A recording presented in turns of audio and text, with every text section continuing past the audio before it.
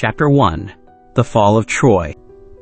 Smoke coiled above the walls of Troy, black tendrils drifting into the blood-red dawn. For 10 long years, the Greeks had camped upon the shores beyond the city, their tents spread like a sea of white and bronze. Battle cries had echoed across the plains, and countless heroes had fallen. Now silence reigned, eerie and unnatural. No clamor of shields, no shouts of challenge. The ships were gone, or so it seemed. Only a massive wooden horse stood before the gates, still and strange, its flanks carved with skillful hands. The Trojans gathered, eyes filled with awe and uncertainty. Was it a gift? A tribute to Athena? Or something darker, hidden behind the quiet? Odysseus crouched in the horse's belly, muscles tight, breath shallow. Around him were warriors handpicked for stealth and valor, each one sworn to the plan they'd forged in secrecy. The war had reached a bitter stalemate, both sides weary and grieving. But Odysseus, the cunning king of Ithaca, had proposed a final gambit, one born not of brute force but of guile. Let the Greeks vanish from sight. Let the Trojans believe the war was over. And when their guard was down, let doom emerge from within their very walls. The plan was mad, but it was their only hope to end the endless bloodshed. Meanwhile, the Trojans debated in the shadow of the colossal beast. Laocoon, the priest, cried out in warning. "Beware Greeks bearing gifts," he shouted, his voice echoing through the courtyards. He hurled a spear at the horse, and it struck with a dull, hollow thud. But before doubt could bloom, a terrible thing happened. 2 great sea serpents rose from the waves, writhing and hissing, and crushed Laocoon and his sons in their coils. The people screamed and fled. To them it was a sign. The gods must favor this gift. The priest's death was a warning not against, but for accepting the offering. So with ropes and cheers, they pulled the horse through the gates. That night, the city feasted. Fires danced across Troy's rooftops. Wine flowed, songs rang out, and laughter chased away the ghosts of war. After a decade of siege, it seemed peace had finally come. Priam, the aged king, wept with joy. Cassandra, his cursed daughter, screamed warnings into the night, but no one listened. She had always been touched by the gods, blessed with prophecy, and cursed with disbelief. Her cries went unheard, her visions dismissed. Above the celebration, the horse loomed in the temple square, a silent sentinel. Within it, Odysseus waited. He counted the hours, heart pounding like a war drum. At last, night deepened. The streets fell still, the fires dimmed to embers. From within the horse, a panel creaked open, and Odysseus slipped into the darkness. He motioned silently, and his comrades followed. They dropped to the ground, weapons drawn, shadows among shadows. The gates were unguarded. The sentries slept, drunk on wine and false hope. Odysseus crept to the gatehouse and signaled with a torch. From beyond the walls, ships returned, under moonlight. Silent oars sliced the sea. The army poured into the city like a tide of bronze and wrath. There was no mercy. Troy burned, its towers cracked. The gods themselves seemed to weep. Odysseus moved through the chaos, sword flashing, heart hard. This was no triumph. It was ruin. He found Helen among the flames, her beauty untouched by time or sorrow. She wept for the cost of her return. Menelaus, her husband, reclaimed her in silence. Elsewhere, Priam was slain before his altar, his blood soaking the marble of his temple. Aeneas, son of Anchises, gathered the last of Troy's spirit and fled into the night, carrying his father and his future. The city that had defied the world for 10 years crumbled before the dawn. Odysseus watched it fall, and something inside him withered. When the fires died down and the screams faded, the Greeks gathered on the shore. Victory should have tasted sweet, but it was ash. They had won, yes, but at a terrible price. Odysseus stood at the edge of the sea, eyes fixed on the horizon. Home lay far away, across the wine-dark waters. Ithaca, his rocky island, waited. Penelope waited. Telemachus, his son, waited. He longed for them more than for any laurel or glory. He had fought for honor, for country, but in the end it was love that pulled at him. Love and the promise of peace. He stepped aboard his ship, unaware of how long the gods would delay his return. Poseidon watched from the deep, his trident gleaming in the starlight. He bore no love for Odysseus. The fall of Troy had shaken the heavens, and the clever king's defiance would not go unanswered. Already the winds stirred and the sea began to whisper curses. The gods had taken sides in the war, and now they would play their own game with the fates of men. Athena favored Odysseus, true, but her protection would be tested. For the journey ahead would twist through dream and nightmare, through the edge of the world and beyond. And yet Odysseus, strong in will and wit, set forth. The ships left the shore at dawn. Smoke still curled behind them, a mourning shroud for a city turned to ash. The sails caught the wind, and the oars fell into rhythm. Odysseus stood at the prow, hand on his sword, heart full of ghosts. He did not know how many trials lay ahead, nor how many men he would lose before the end. But he knew this much. He would reach Ithaca or die seeking it. No storm, no monster, no wrathful god would break him. The fall of Troy was only the beginning. The world stretched wide before him, full of danger and wonder. As the shores faded behind them, the men sang a low chant, ancient and mournful, honoring those left behind. Achilles, Hector, Patroclus, Paris. So many names carved into memory and myth. Their voices rose and fell with the waves, a dirge and a prayer. Odysseus kept silent. He carried the war in his bones. Every step forward felt like a betrayal to the fallen. But he walked that path anyway. For Penelope, for Ithaca, for the child who barely knew his father. He would wander, suffer, and endure. The gods had begun their games, but Odysseus would play in kind. And so the tale begins, not in peace, but in ruin. Troy lies shattered. The victors sail away, unaware that their trials have only just begun. Odysseus, king of cunning, son of Laertes, hero of the wooden horse, has set his face to the sea. Behind him, the flames of war. Ahead, the wrath of gods and the testing of a man's soul.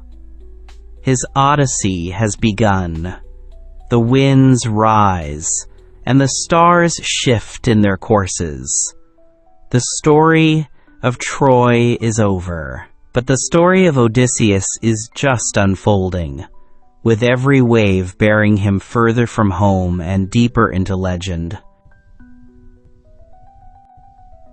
Chapter 2. The Cursed Winds of Ismarus. The sea rolled beneath the ships like a sleeping beast, gentle for now, but never truly still. Odysseus stood at the helm, eyes fixed on the horizon, where the sky met the waves in a hazy blur. Troy lay behind them, a memory scorched by fire. The men rowed in silence, their joy shadowed by exhaustion and loss. The gods had given them victory, but peace was still a distant dream. Ahead lay Ismarus, the coastal stronghold of the Ticones, allies of Troy.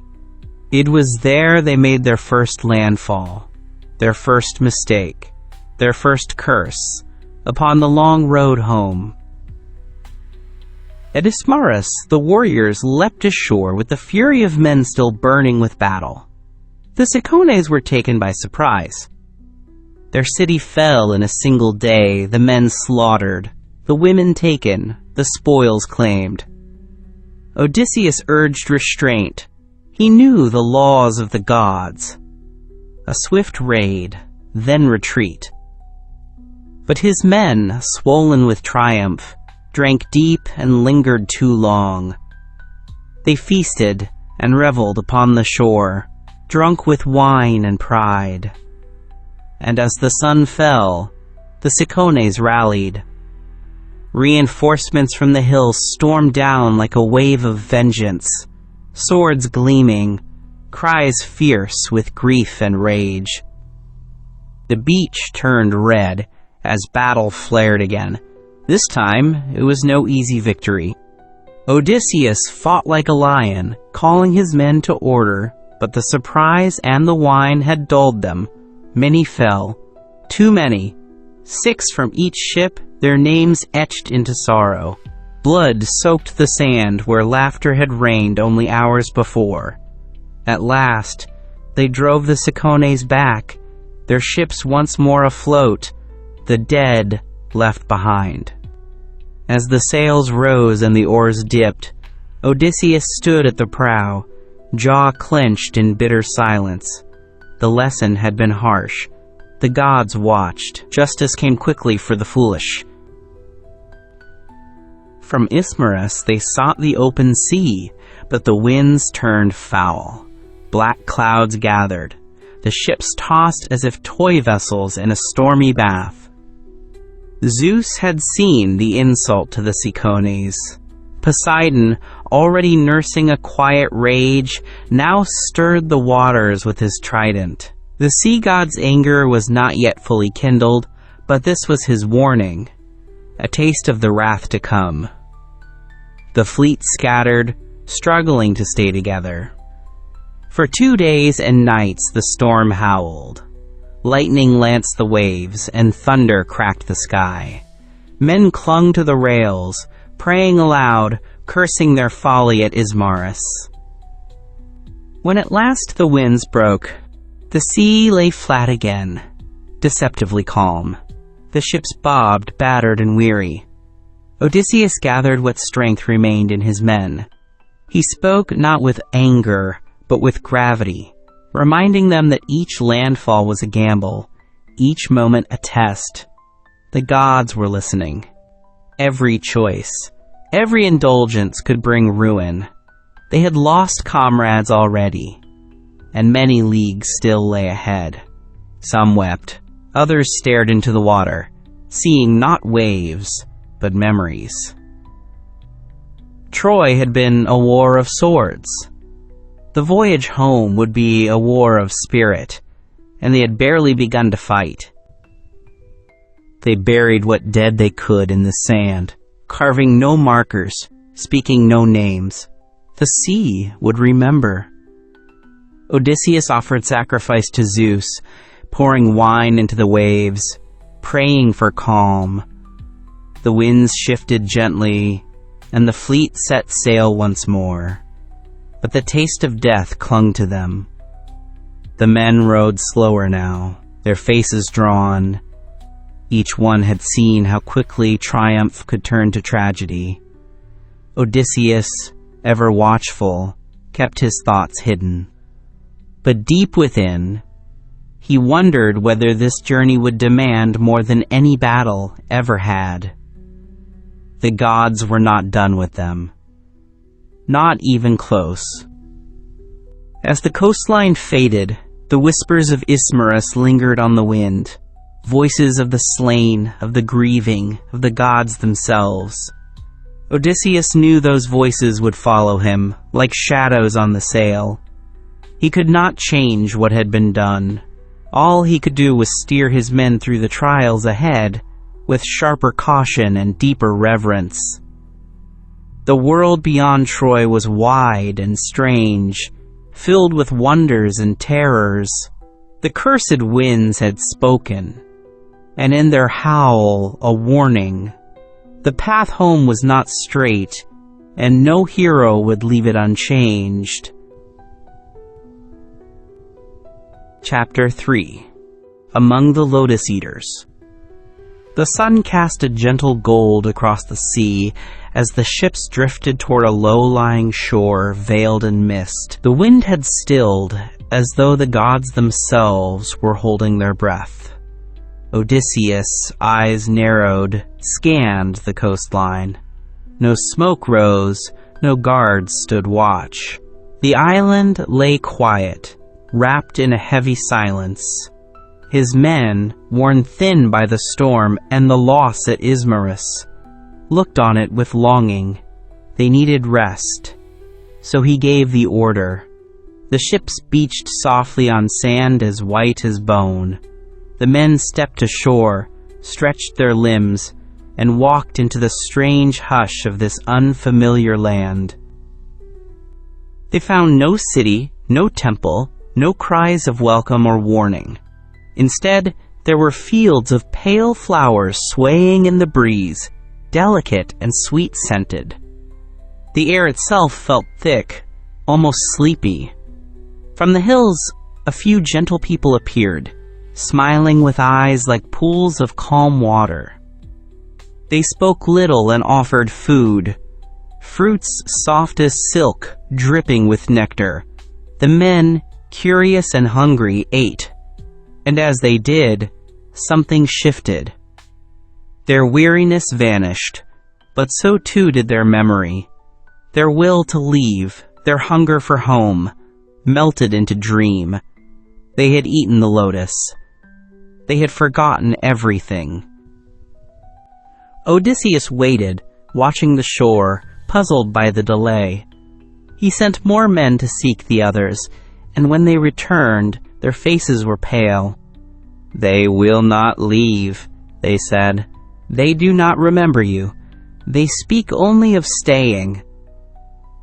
Odysseus rose at once, storm in his eyes. He took a rope and his sword and strode into the lotus fields. The air thickened around him. The scent of the flowers clawed at his thoughts. But he pressed on, finding his men lying in the sun, smiling like children. They looked up at him with no recognition. "Why leave?" one whispered. "There is peace here." With fury and sorrow, Odysseus seized them. He tied their hands and dragged them, weeping and dazed, back to the ships. They cried out for the fields, for the fruit, for the calm, but he did not yield. He knew what was at stake. If one memory faded, the rest could follow. He forced them aboard, their cries haunting his ears, and gave orders to launch. The others, watching with wide eyes, understood then that this place was no sanctuary. It was a trap in velvet. As the oars cut the water once more, the land of the Lotus-Eaters slipped behind them, silent and unchanged. No enemy had raised a sword, no monster had roared, yet the danger had been deadly. Oblivion disguised as comfort. Odysseus stood at the prow, grim and unshaken. He spoke to his crew not as a commander, but as a brother. "You must remember," he said. "Remember Ithaca, remember your families, your homes, your names. That memory is your shield. Without it, you are lost." The men nodded, subdued. Some cried softly, shamed by their weakness. But Odysseus forgave them. The island had not stolen their strength. It had stolen their purpose. And without purpose, even the strongest man becomes a ghost in his own life. Night fell, and the stars returned to their silent watch above the sea. The crew huddled in silence, haunted not by battle but by forgetting. They whispered stories of their homes, clutching memories like lifelines. One spoke of olive trees and the smell of bread. Another recalled his daughter's laugh. They shared their memories like treasure, each one a spark to push back the darkness. Odysseus listened, heart swelling with quiet pride. He too whispered Penelope's name to the waves, and saw in the distance not the void of sea, but the distant dream of Ithaca, his anchor, his hope. And so they sailed on, the winds rising again behind them, pushing them toward the next trial. The sea held many temptations, but now they knew. Sometimes the softest places hide the deepest dangers. Sometimes a flower is a chain. The island faded behind them, but its lesson would not. The gods tested not just the body, but the mind and heart. The journey home would demand all three, and Odysseus, son of Laertes, would give nothing less. Chapter 4. The Cave of the Cyclops. The sea turned dark beneath the hulls as the ships cut across deeper waters. The men spoke less now, their laughter swallowed by the memory of the lotus fields. Odysseus, ever watchful, scanned the horizon. To the west, a jagged island rose from the sea like the broken back of a sleeping beast. Wild and steep, it bore no sign of cities, no smoke, no sails, yet it called to him, mysterious and untouched.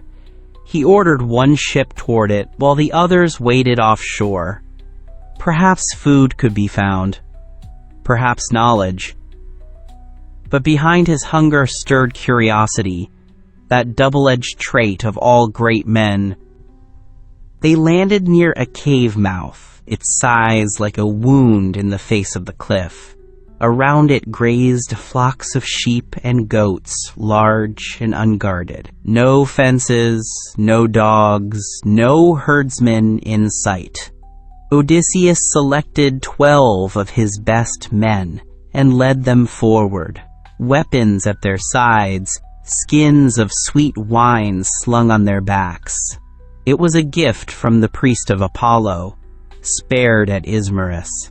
Odysseus carried it now like a seed of hope or a bribe. The cave was dim, the walls rough and damp. Baskets of cheese and piles of logs filled the air with the scent of animals and ash. The men urged him to take the food and flee, but Odysseus refused. "We must wait for the master of this place," he said. "We will offer gifts and ask hospitality, as the laws of Zeus command." So they sat and waited, eating a little, but keeping watch. As dusk fell, a shadow crossed the mouth of the cave. A giant entered, tall as a tree and broad as a boulder. One eye glared from his forehead. He carried a great bundle of wood and drove the flocks inside behind him. Then he rolled a massive stone across the entrance, too large for any dozen men to move. The Cyclops was home. He lit a fire and his eye swept across them. "Strangers," he growled. "Who are you to come unbidden into my cave?" Odysseus rose, heart pounding but voice steady. "We are Greeks, blown off course from Troy. We seek shelter and offer wine in the name of Zeus, protector of guests." The Cyclops bared his teeth in a terrible grin. "We Cyclopes care nothing for your gods. Might makes right here." And without warning, he seized two of the men, dashed their heads against the rock, and ate them raw. Bones cracked beneath his teeth. Blood slicked the floor. The Greeks cried out in horror. That night, they huddled in fear, trapped behind the stone. Odysseus whispered plans, his mind working like a bow drawn tight. Escape was impossible by strength. But he had wit. At dawn, the Cyclops ate two more, then left with his flocks. As the sun climbed, Odysseus found a great olive trunk, green and thick. With his men, he sharpened it to a point, hardened it in the fire, and hid it among the dung. When evening fell, the Cyclops returned. He devoured two more men. Odysseus stepped forward, offered the wineskin. "Drink, mighty one," he said. "A gift for your hospitality." The Cyclops drank deep, then deeper. His eyelid drooped. He belched and grinned. "What is your name, stranger?" he slurred. "My name is Nobody," said Odysseus. "Well then, Nobody. I will eat you last." The Cyclops laughed himself into a stupor and collapsed. Odysseus gave the signal. They seized the great stake, heated it red hot in the embers, and drove it into the giant's eye. He roared in agony, thrashing and howling, tearing the air with screams. He called to the other Cyclopes on the island, but when they asked who harmed him, he bellowed, "Nobody!" So they left him alone, thinking him mad. Blinded, the Cyclops groped in the dark. He rolled the stone away, hoping to catch them as they fled. But Odysseus had another plan. At dawn, he lashed his men beneath the bellies of the rams. When the flock left, the blind giant felt their backs, never guessing the men clung beneath. They slipped past, silent as mist. Only Odysseus remained behind. He waited until the last, then clung to the largest ram. As the cave emptied, he let go and joined his men. They ran for the ship, hearts racing, and leapt aboard. The sails rose. The oars churned. They were free. But pride, that faithful curse of heroes, stirred in Odysseus. As the ship pulled away, he shouted to the shore, "Cyclops, you monster! If any ask who blinded you, tell them it was Odysseus, son of Laertes, king of Ithaca." A terrible silence followed. Then the Cyclops lifted his hands to the sky and called upon Poseidon, his father. "Hear me, Earthshaker! Curse him who blinded me! Let him wander long, lose all companions, and return to a house of trouble." The waves trembled. The winds shifted. Poseidon heard. And in that moment, Odysseus sealed his fate. The men rowed on, the island shrinking behind them. They had escaped, but the price was set. The wrath of a god now followed them, patient and cruel. Odysseus said nothing, though his jaw was tight and his eyes hollow. His cleverness had saved them. His pride had doomed them. The men spoke little, mourning the six they had left behind. The sea rolled beneath them, deep and indifferent. Ahead lay more islands, more gods, more choices. But behind them, in a cave of stone and blood, a blind Cyclops raged and remembered. And so the Odyssey continued, not just across the waters, but into the very heart of fate. Chapter 5. The Gift of Aeolus. The wind pushed their sails as if the gods had taken pity on their weary bones. After the horror of the Cyclops, the men rowed with silent purpose, the memory of blood and bone never far behind. Days passed. Then the sea grew gentle again. The sky widened, cloudless and deep. Odysseus stood at the helm, face tilted to the breeze. It was the scent of calm, of land approaching. And soon they saw it. A floating island ringed by bronze walls that shimmered in the sun, a fortress upon the sea. Aeolia, the realm of Aeolus, keeper of the winds. Their ship docked at the smooth shore, and messengers led them through golden gates into the palace of the Wind King. Aeolus was no god, but he was close.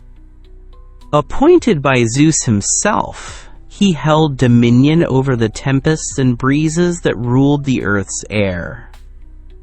He welcomed Odysseus and his men with warmth, eager for tales of Troy and the world beyond his floating isle.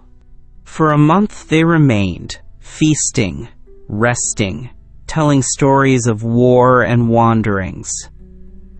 Aeolus listened with keen eyes, and in time he came to admire the wit and tenacity of the man from Ithaca. When the time came to depart, Odysseus spoke plainly. "Great Aeolus, grant me favor," he said. "Give me safe passage to my home across the waves." Aeolus, moved by respect and friendship, summoned a great oxhide bag. In it, he sealed every wind but one, the gentle west wind, to guide them safely to Ithaca. "Guard this well," he warned, handing the tied sack to Odysseus. "No hand but yours must open it. Within lies the storm." Odysseus thanked him, his heart alight with hope. For the first time since Troy fell, he believed home lay within reach. Ithaca was not a dream, it was near. They set sail, the bag lashed tight to the mast, the breeze soft but steady. For 9 days they rode the sea, never veering, never delayed. The coastline of Ithaca, his beloved land, finally emerged, misty but real, like a vision drawn from prayer. Odysseus stood at the prow, arms wide, eyes stinging with joy. He saw the peaks he knew, the harbors, the olive groves dancing on the wind. But he did not sleep. For 9 nights he had stood watch, and now, with Ithaca in sight, exhaustion claimed him. He lay down beside the mast, the bag of winds beside him, and closed his eyes. The men watched their captain sleep, his face softened by dreams, and their thoughts turned. What lay in that bag, so carefully guarded? What treasure had Aeolus given that Odysseus would not share? Gold? Jewels? Riches to rival Troy? Greed stirred like an old fire. They whispered among themselves, hands twitching. "We have bled and starved with him," one murmured. "Should we not share in his reward?" Another nodded. "Let us see what our king keeps from us." So while Odysseus slept, they crept to the bag, loosed its strings, and pulled the mouth wide. The wind screamed free. In an instant, the sky blackened. The sea roared. A hurricane burst from the sack, sending the ship spinning, oars snapping, sails tearing. The men howled as they were flung back across the waves, away from Ithaca, away from home. Odysseus woke to the sound of chaos, his heart plunging like a stone. He saw the island vanish behind them, swallowed by clouds. Rage and sorrow twisted within him. "Fools," he cried, "you have undone us all." But the wind cared nothing for curses.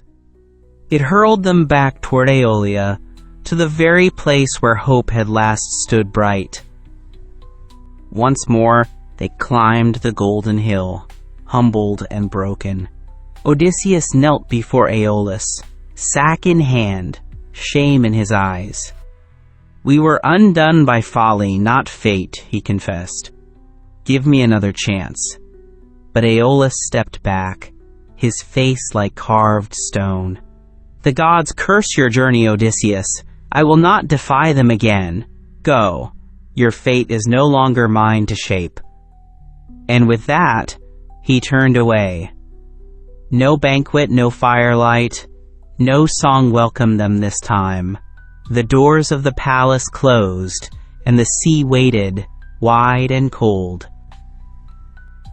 They launched once more, this time without guidance. The skies hung heavy, and the winds blew with spite. Days passed in grim silence. Food grew scarce. The men no longer sang or dreamed aloud. Even Odysseus grew quiet, burdened by the weight of their failure. Hope had been within arm's reach. Now it lay behind them, scattered on the wind. Still, he would not yield. He studied the stars, watched the currents, whispered prayers to Athena in the dark. And when the winds softened, they sailed again, toward lands unknown, toward whatever trial came next. For there was no other choice. The sea is not cruel, it is indifferent, and the gods are not evil. They are eternal, and their will is their own. Odysseus knew this. He bore it like a scar beneath his skin, yet still he fought, not with sword, but with will. The bag of winds was gone, trust had been shattered, but the journey must continue.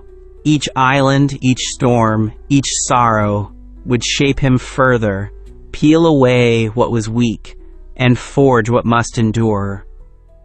Home was not only a place, it was a promise. A promise he would not break, no matter how long the gods sought to delay him. The men rode on beneath a gray sky. Their silence now was not only grief, but understanding. They had opened the bag, and they had opened the path to suffering. But Odysseus did not punish them. He let their guilt weigh its own measure. The sea was punishment enough, and in time they would need each other more than ever. For they had not yet reached the edge of their trials. They had only begun. In the nights that followed, they spoke again of Ithaca, its hills, its hearths, its olive trees bending with fruit. They dreamed aloud, not of gold, but of bread, of laughter, of wives and children grown taller in their absence. And Odysseus, hearing their voices, believed that perhaps, even in failure, there could be something salvaged. Not treasure, not glory, but brotherhood. And in that, there was still strength. The sea whispered no answer. Only the creak of the hull and the slap of wave against wood replied. But deep in the heart of their journey, a new wind stirred. One not of Aeolus's making, but their own. The wind of endurance. The wind that would carry them onward, if not to Ithaca, then to whatever fate the gods had drawn for them. Chapter 6. The Land of the Laestrygonians. For days the sea stretched quiet before them, a slate of blue beneath a pale sky. The ships moved steadily, the men working in silence, haunted by the memory of the bag of winds. Food grew scarce again. Water ran low. Salt clung to their skin and burned their eyes. Then, far ahead, jagged cliffs rose like the teeth of some ancient god. Beyond them, a harbor, narrow and deep, with walls of rock so high they swallowed the light. Odysseus stood at the helm, uneasy. Something in the stillness of that inlet made his flesh tighten, but his men, worn and hungry, saw only shelter. One by one the ships entered the harbor. It was like slipping into the throat of a beast. The cliffs closed in above, and the sea calmed so completely it felt unnatural.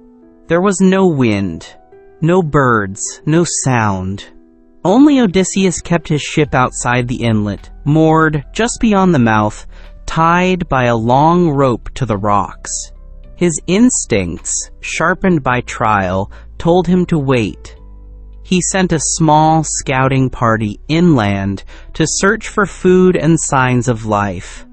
Among them was a herald and a pair of warriors.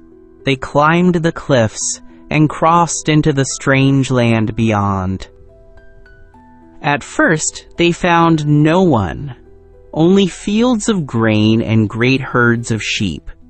The land seemed rich and wide.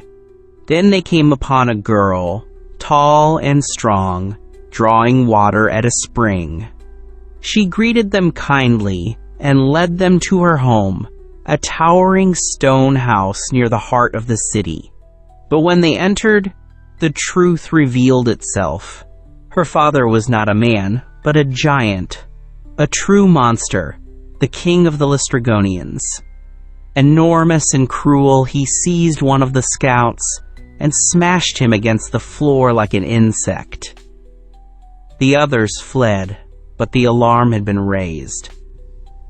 The Laestrygonians were no ordinary people. They were cannibals, towering beasts in human form with strength that shattered stone and hunger that never slept. They poured from the city, armed with spears as tall as trees, and stormed down the cliffs toward the harbor. Before the Greeks could react, the slaughter began. One by one, the ships trapped in the narrow harbor were crushed. The giants hurled boulders from above, splintering hulls, killing men before they could draw swords. Those who leapt into the water were speared like fish. The harbor became a bowl of blood. Only Odysseus, whose ship had remained outside the inlet, saw the ambush in time. He cut the rope with a sword, shouting to his crew, "Row! Row for your lives!" The oars struck water as the Laestrygonians turned toward them, roaring with fury. But the narrow entrance slowed the giants, and Odysseus's ship, light and swift, slipped through before they could reach it. The cliffs echoed with screams, and then silence. All the other ships were gone. Every man aboard them, gone. The sea closed over them, still and pitiless. Odysseus's ship drifted into the open water, the sun returning like a cruel jest. Only one ship remained now, his. Of the fleet that had left Troy in fire and glory, only a single vessel creaked beneath the weight of the living. The survivors sat in stunned silence, their faces hollow. Some wept. Others stared into the sky. Odysseus stood at the helm, his face stone. He did not speak of vengeance. There was no vengeance to take, only memory and the vow to survive. They sailed away from that cursed land, the cliffs vanishing behind a curtain of mist. The sea offered no comfort. It simply rolled beneath them, wide and endless. That night, as the men huddled beneath the stars, Odysseus sat alone. He spoke not to his men, but to the gods. "What do you seek from me?" he whispered. "Is it pride you punish, or do you test what no man can endure?" The stars gave no answer, and the wind carried no reply. But deep in his heart, Odysseus knew this journey was not meant to be survived by all, only those who could bear the weight of loss. The next day, they did not speak of the Laestrygonians. They did not carve names into wood or offer sacrifices. There was no time, no strength. Grief had become a shadow they carried like a second skin. Yet Odysseus did not let it break him. He stood tall before his men and reminded them of Ithaca. "Our home still waits," he said. "If the gods test us, let us prove we are worthy." And though their hearts were sore, the men nodded. They would follow him still. Not for glory, not for conquest, but because he was the only man left who had not yet yielded. As the days passed and the land fell away behind them, they met calm seas once more. But calm now brought no comfort. Each man watched the horizon with wary eyes, wondering what land they would reach next, what god or beast would await them there. The world had become a place of hidden teeth, of beauty wrapped in death. Odysseus understood this now. He no longer sought kindness from the sea, only a path through it, a path that would lead eventually to Ithaca or to the grave. But though the trials grew heavier, his spirit did not falter. It changed, yes, grew sharper, darker, tempered by fire and sorrow. But it did not break. That was his strength. Others had stronger arms, braver hearts, louder names. But Odysseus endured, and in that he was unmatched.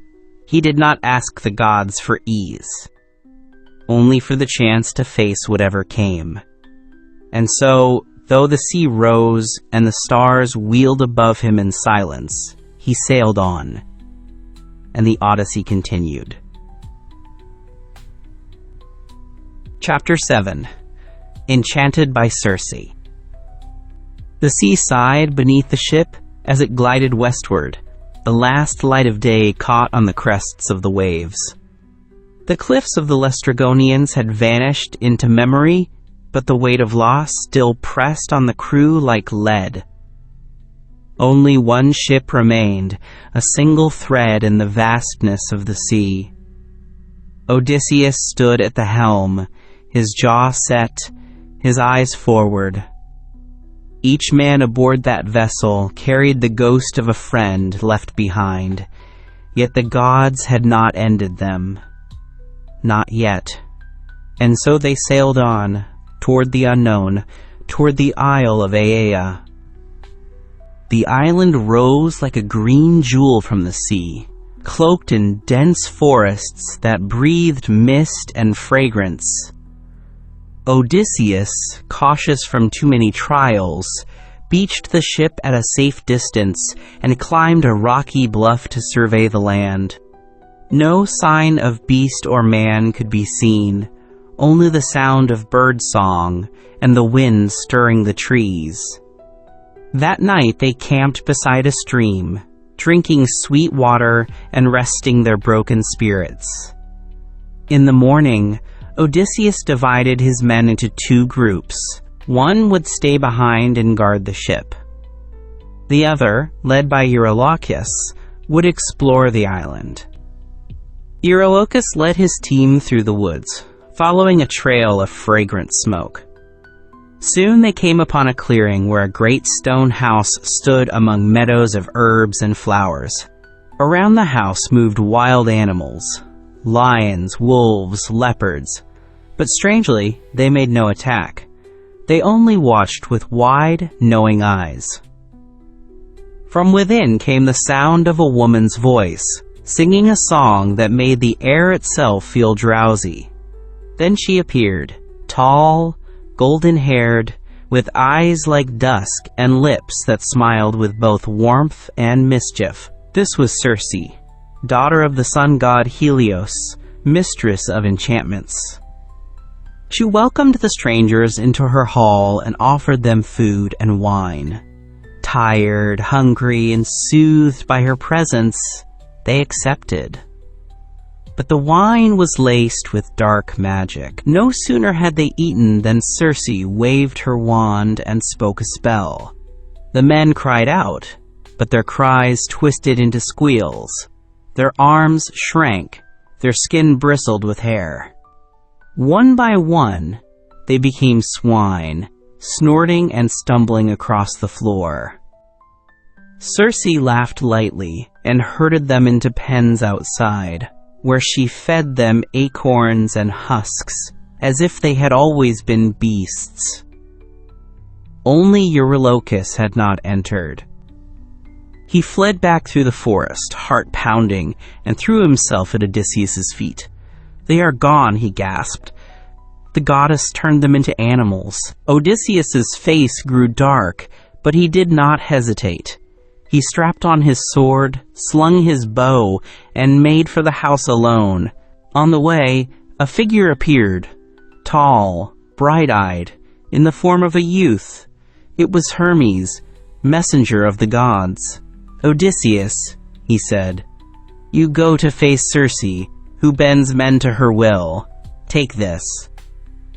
And he handed him a sprig of moly, a sacred herb with white flowers and black root. "It will shield you from her spell. Use your wit. Make her swear an oath."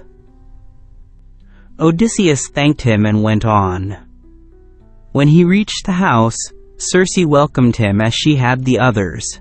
He entered, but when she offered him wine, he drank it and stood unmoved. When she raised her wand to strike, he drew his sword and rushed her. "Swear by the gods you will do no harm," he said. She, startled, and now frightened, swore the oath.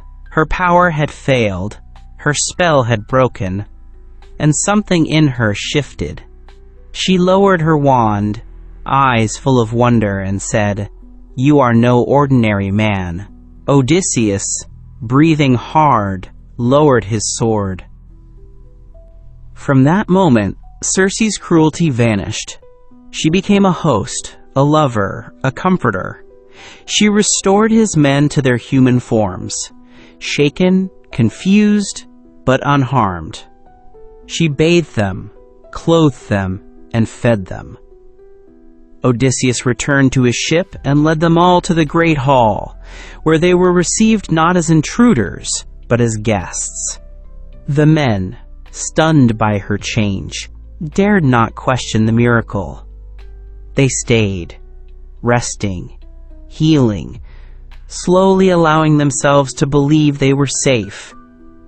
Days passed. Then weeks.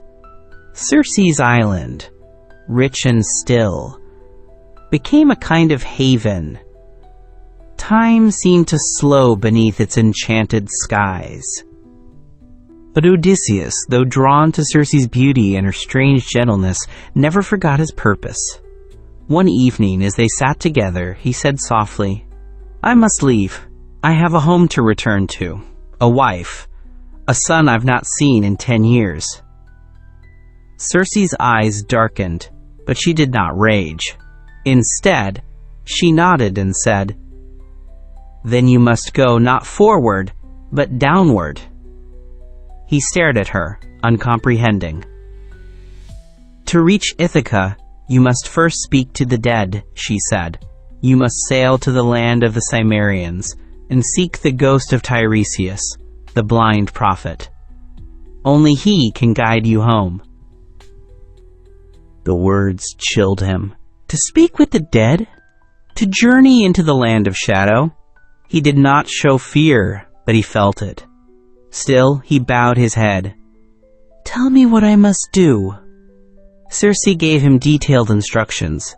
How to sail to the edge of the world, how to dig the trench, how to offer the black blood of sacrifice to summon the shades. She warned him of what he might see, and whom. Do not be lured by the spirits. They hunger for life. Stay strong. Ask only your questions and leave. Then she embraced him one final time, her arms warm with a sorrow. She did not speak aloud. When morning came, the men readied the ship. Their hearts were heavy. For a moment, they had almost believed their trials were over, but now they faced a voyage darker than any before. The sea would take them not toward home, but toward death. Yet Odysseus stood firm. He had survived giants, enchantments, storms, and his own pride. Now he would cross into the very realm of Hades, if that's what it took to find the path back to Ithaca. He placed his hand on the mast, stared into the rising sun, and gave the order to sail. Circe stood upon the high cliffs of Aeaea, her golden hair swirling in the sea wind like firelight caught in motion, her long robes billowing around her like waves frozen in time. She watched in silence as the ship pulled away, its sails shrinking against the horizon, her eyes locked upon the fading silhouette of Odysseus. She did not move, did not call out. Whether she wept, no man could say, for her face was as still as marble, carved with something deeper than grief, something ancient and private. The sea crashed below, but she stood unmoved, a figure of magic and memory. Behind her, the island shimmered in the morning mist, as if it too were withdrawing into legend. The enchanted groves grew still. The beasts she had tamed paced quietly in the trees, and the halls of her house echoed with emptiness. No music played now. No spells were sung. Only the wind whispered through the columns, carrying away the last breath of her touch. Aeolus returned to silence, cloaked in green and gold, unchanged and eternal. And before the departing ship, nothing but the open sea, a wide, uncertain darkness stretching endlessly toward the edge of the world. Chapter 8. Journey to the Underworld. The sea turned colder as they sailed into the west. The winds carried no birdsong, only the endless sigh of waves and the cry of distant things that never showed themselves. The sun no longer rose in full. It hovered like a dying ember behind a veil of clouds. The men grew quiet, watching the sky with hollow eyes. They knew their course now led them not toward any land of men, but toward the edge of the world, toward the dark mouth of Hades. Only Odysseus stood resolute, steering them onward. What lay ahead was shadow, but in that shadow was the key to home. They sailed for many days, past strange lands and waters where no god walked and no wind stirred unless it meant harm. Circe's instructions echoed in Odysseus's mind. At last the ship reached the bleak shore of the Cimmerians, where the sky wept mist and the sun never showed. Here, beyond all light, was the threshold of the dead. The men disembarked, their steps slow, as though the very air pressed them down. Odysseus ordered them to dig a trench as wide as a man's arm and as deep as a man's knee. Around it, they laid offerings, honey, wine, milk, barley, and then the blood of a black ram and ewe. The ground drank the blood, and then the dead came. They rose from the dark, whispering and moaning, their forms half seen in the fog, shadows of what they had been. Odysseus held them back with his sword, guarding the trench. The ghosts cried out, aching for the taste of life, but he waited for one above all, Tiresias, the blind prophet. At last, the shade of the seer rose from the earth, tall and still, eyes blank but seeing. He drank of the blood and spoke. "Odysseus," he said, "you seek your home, but many trials remain. Poseidon will hound you. Your men will face temptation and ruin. You will reach Ithaca, but only if you restrain your hunger and your pride." Tiresias warned him of the sun god's cattle, holy beasts grazing on the island of Thrinacia. "Harm them not," he said, "or your men will die and you will return alone, in grief and pain." Then the prophet faded, his voice drifting like wind through bone. But more ghosts pressed in. Odysseus saw his mother, Anticlea, pale and trembling. He had not known she had died. His heart tore. She drank from the trench and recognized him, tears glistening in her eyes. She told him of Ithaca, how Penelope endured in sorrow, how Telemachus grew tall in his absence. Odysseus wept then, as a son, not a warrior. One by one, the spirits came, warriors who had died at Troy. Agamemnon, bitter and grim, told him of betrayal and murder. "Trust not your wife's joy," he warned, "nor her silence. Come in secret, or lose all." Then Achilles, proud and mighty, spoke, "I would rather be a servant among the living than a king among the dead." Even in death he mourned life.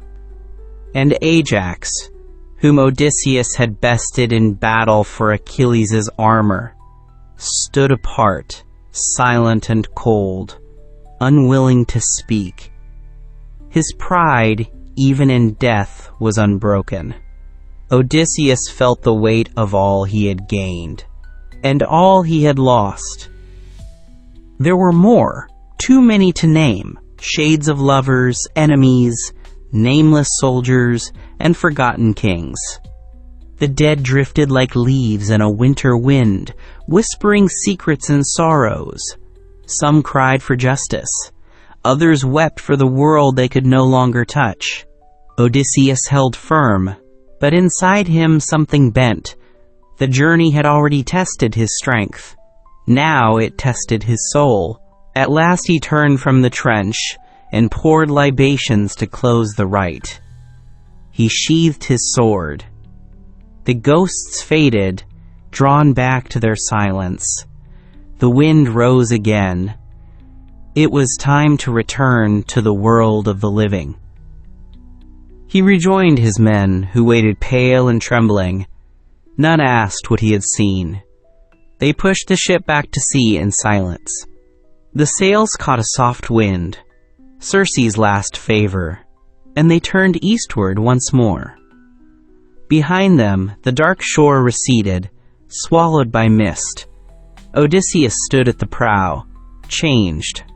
Not older, but quieter. The dead had spoken, and what they told could not be forgotten. The future was no longer unwritten. It was a path of pain and sacrifice.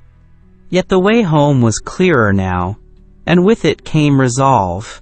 No matter what came, he would see Ithaca again. The sea calmed as they left the land of the dead. The men dared to breathe again. Some spoke prayers. Others simply closed their eyes and dreamed of sunlight. But Odysseus remained watchful. He remembered Tiresias's warnings. The island of Helios. The cattle of the sun. The danger of pride and the hunger of men. He would have to lead them not only through storm and sea, but through their own desires. He would have to be more than a hero. He would have to be a guide. A father to the lost. A shield against ruin. Night fell.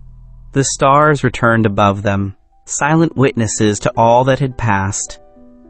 Odysseus raised his eyes and whispered to Athena, his unseen protector, "I have spoken with the dead. I have seen what waits for me. Walk with me now, goddess. Help me bring them home."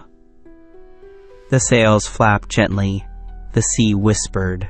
And for the first time in many days, the wind smelled faintly of salt and pine.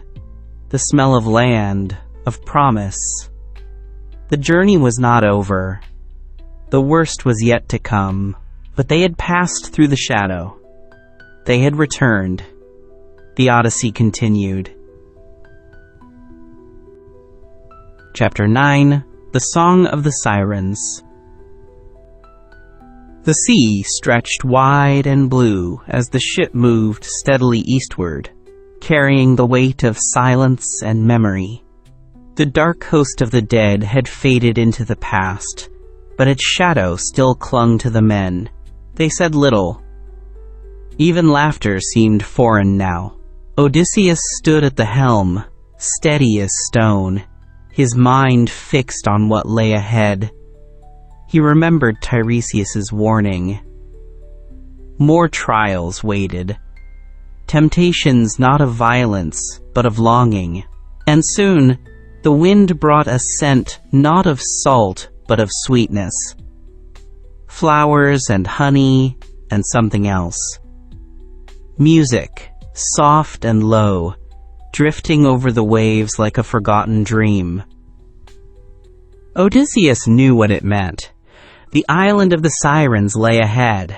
There, the sea narrowed and curved, forcing all ships close to their cursed shore. The Sirens waited, hidden, their bodies unknown, their faces unseen, but their voices, gods and men alike could not resist.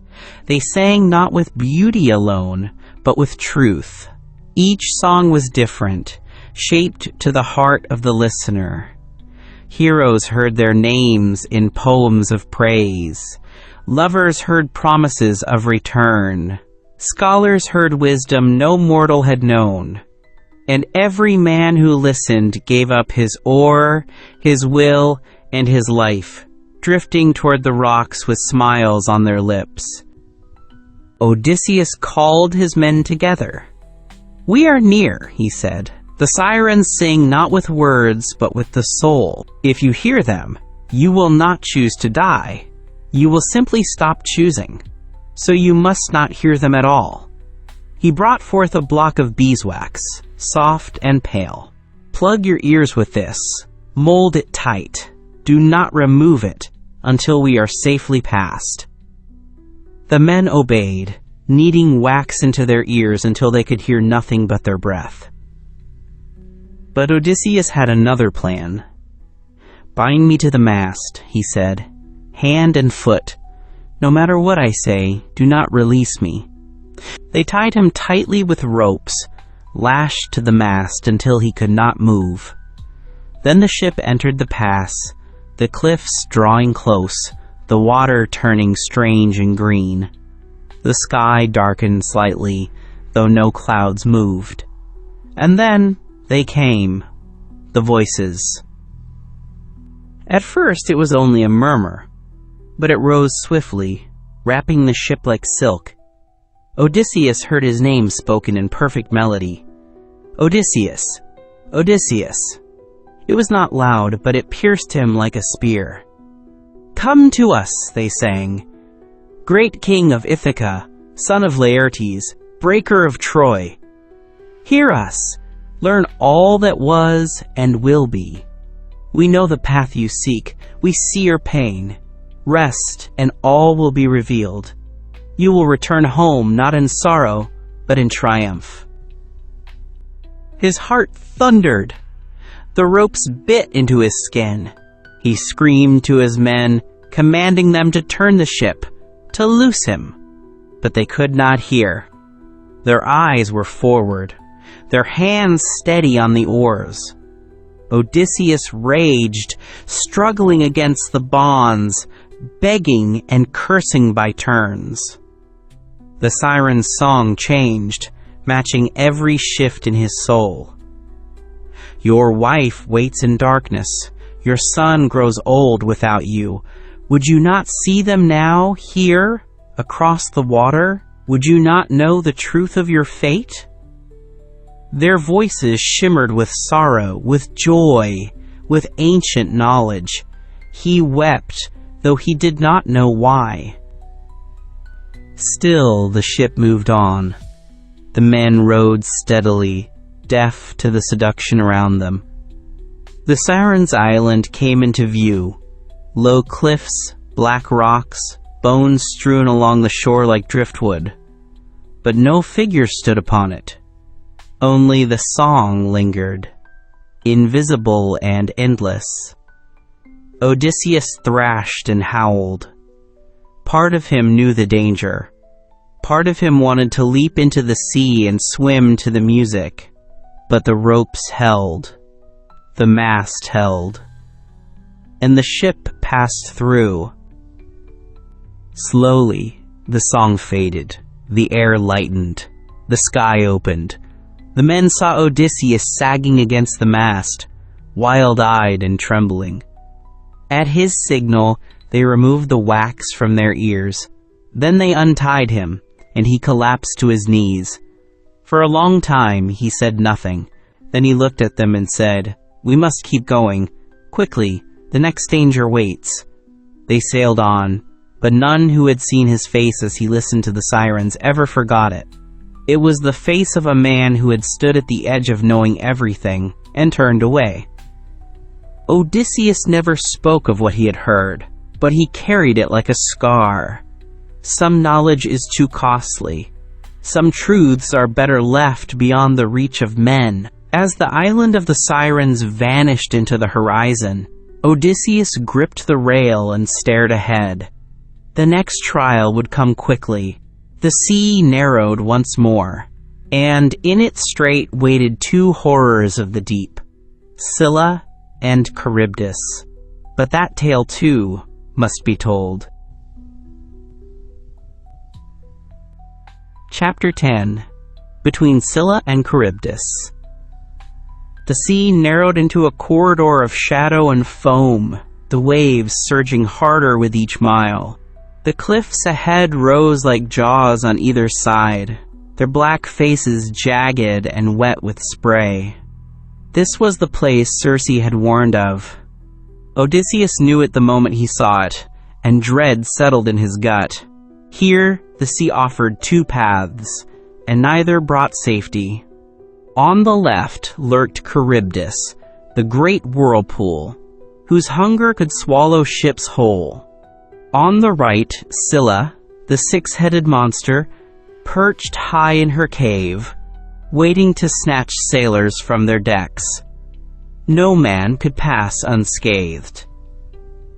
The men gazed in silence at the strait, waiting for guidance. Odysseus called them close. "We face two evils," he said, "but only one leaves us a chance." He told them nothing of Scylla's nature, only that they must keep to the cliff on the right, rowing swiftly and without delay. Do not break ranks. Do not slow. Do not stare into the dark. Row with all your strength, and we may survive. Then, quietly, he armed himself.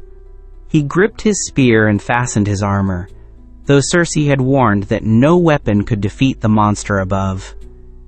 Still, he would not pass without defiance. The ship crept forward, sails furled, driven only by the oars. The roar of Charybdis rose like thunder, a churning gurgle that turned the sea itself into a funnel of death.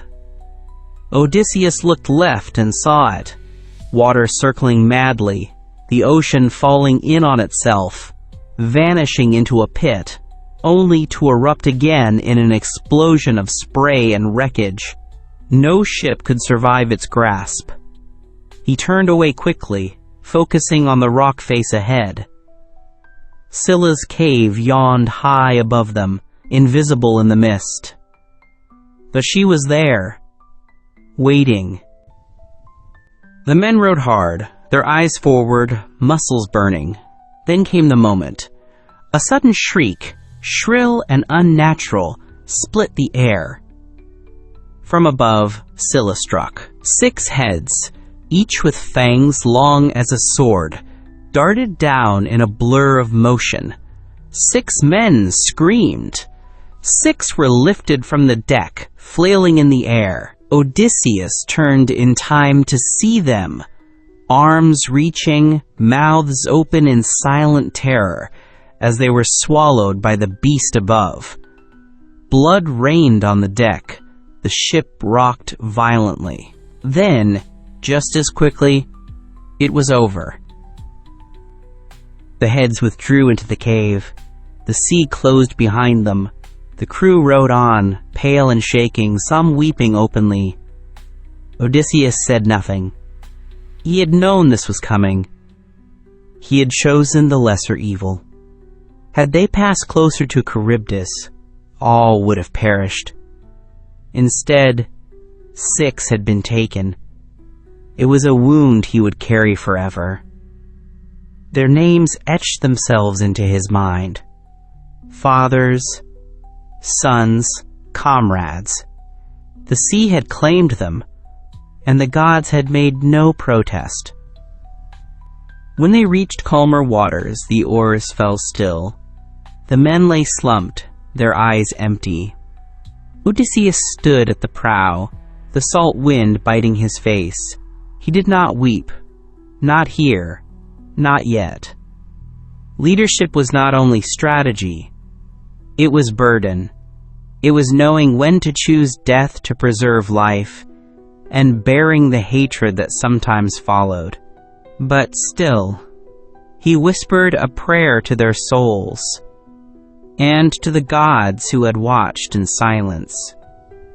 They did not speak of Scylla or Charybdis after that. Some could still hear the screams in their dreams. Others saw the teeth when they closed their eyes. The sea had tested them many times before, but this was different. It was no longer war, no longer mischief. It was sacrifice, brutal and senseless, but necessary. It changed them. The laughter died. The boasts fell silent. Now they rode not with pride, but with grim resolve. Survival had become its own form of heroism. And Odysseus, though wounded deeper than he let on, kept steering forward. The worst was not over. Far ahead, the island of the sun god Helios shimmered on the horizon. Tiresias had spoken of it. Circe had warned of it. The cattle that grazed there were sacred, golden and immortal, watched over by divine eyes. To harm them was to invite death. And yet Odysseus knew his men. Hunger and desperation made promises hard to keep. He would have to stand firm. He would have to guard them not only from monsters, but from themselves. The sea calmed as the sun set. The ship rocked gently now, no longer fighting for every breath. But the air felt strange, like the pause before a storm. Odysseus watched the stars, each one a cold witness to what had passed. He had sailed through giants and enchantments, spoken with the dead, and now passed through a gate of terror. What lay ahead was not more dangerous, perhaps, but more human, and in that, more difficult. He closed his eyes and thought of Ithaca, of Penelope weaving and unweaving by candlelight, of Telemachus growing tall, waiting for a father he barely knew. He would reach them. He must. Even if the path led through sacrifice and shadow. The ship sailed on beneath the stars, and the Odyssey continued.